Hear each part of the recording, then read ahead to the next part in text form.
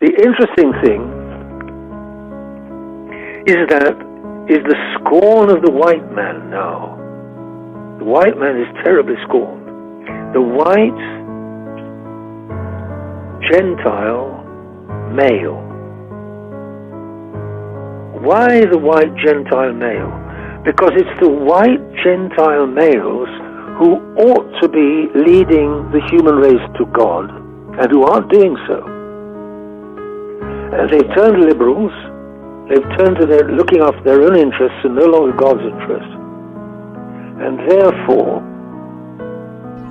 the blacks turn on the whites, the Jews turn on the Gentiles. Well, that's not a new thing, actually. That they've always been doing since Jesus Christ. And the women turn on the men.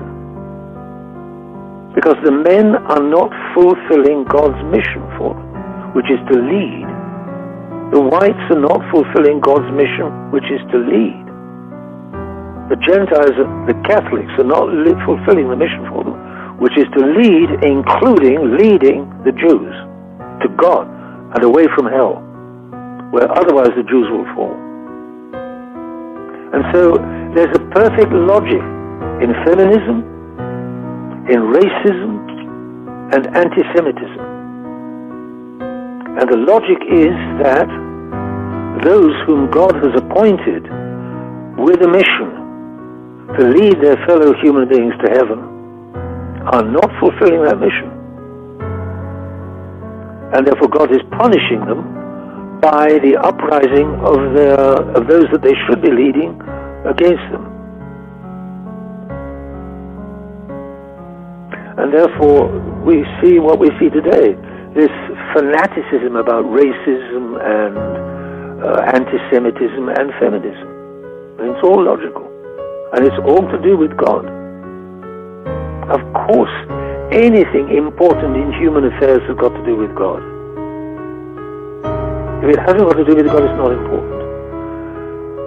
Railroad tracks are not important, etc., etc. All kinds of things are not, all kinds of materialistic things. They're interesting, they're valuable, useful, but they're not important. In the last resort, they're not important. We could maybe better off without railways, better off without milkshakes, better off. You could name all of the inconveniences of modern man, and you could say he could easily be better off without them. Better off without smartphones, better off without radio, better off certainly without television, better off without the internet. Because he would be back to human things, and he might find it easier to find his way back to God, which is all that matters. Because if I don't find my way back to God, I'm surely going to fall into hell. And hell is not fun. St. Paul says it's a terrible thing to fall into the hands of the living God. Yeah. And of course it is. God is not mocked, says St. Paul. Modern man thinks he is mocked. Modern man thinks that God is a feeble old uncle who's silly and benign, and you can kick him in the shins, and he doesn't mind. It makes no difference. We can sin as much as we like in this life, and still God will let us into his heaven. That's ridiculous. That's an idea which is sending many, many, many souls to hell. And that means that the children are growing up out of shape. They've not had a normal mother or a normal father. A father who stands up and takes the hits. That's what men are for, to take the hits and to stand up. The women should not have to stand up.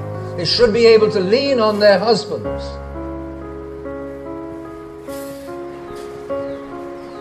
And the husbands should be able to be leant upon. A Russian proverb. The man is like the stake or the rod, and the woman is like the tomato plant. And the tomato plant climbs up the rod. And the rod is there to stand stiff and to stand straight, pointing at heaven, and to lead his woman, his wife, and his children to heaven. That's what the man is for, to stand straight and stand. To stand for something. not to be a dish rag. The woman she is like the plant. The fruit is the woman, is the children. The color and the tenderness is the plant, it's the woman.